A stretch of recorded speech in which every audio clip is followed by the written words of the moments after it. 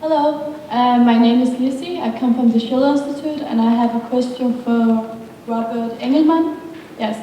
So, economist Lyndon LaRouche, who predicted the financial crisis, says that the only way to have economic justice in the world is by constant development and increasing energy flux density by going to higher means of energy like nuclear power and fusion.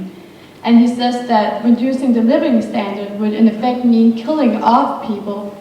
And this is what we're seeing in, for example, Greece or in the US, where a big part of the population is living on food stamps, and they have a huge food crisis right now. So why not use new technology like nuclear power and fusion instead of reducing the population, which in my opinion is genocide?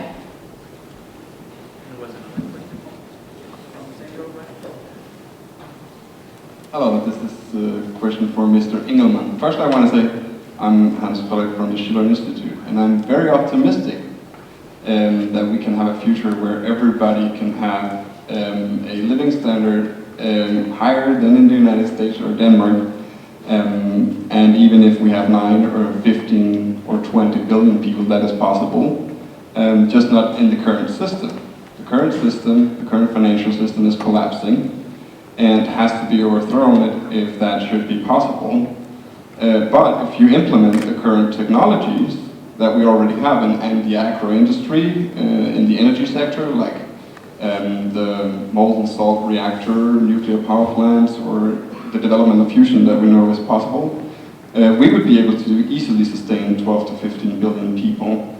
But the current system doesn't allow that. So when you're out saying that we cannot have more than 4.7 billion people with the current living standard, isn't that just an apology for keeping the current system and the current power structures? Aren't you just an apologist for these people that say that this system must stay as it is? Robert, that was a direct question. Will you take it? I'll try to answer it directly, but briefly, because I think there are a lot of other questions too. I just want to be really clear that there's absolutely no call in this book for depopulation.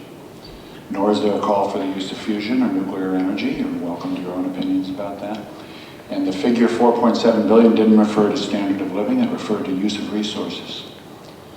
So what we need to think about is how we achieve a high standard of living for the people who are alive today and will be alive in the future under any circumstances that can be done without causing other people to suffer pain, ill health, and death. And that's a significant challenge and shouldn't be tossed away with the kinds of accusations that someone's talking about depopulation where that word doesn't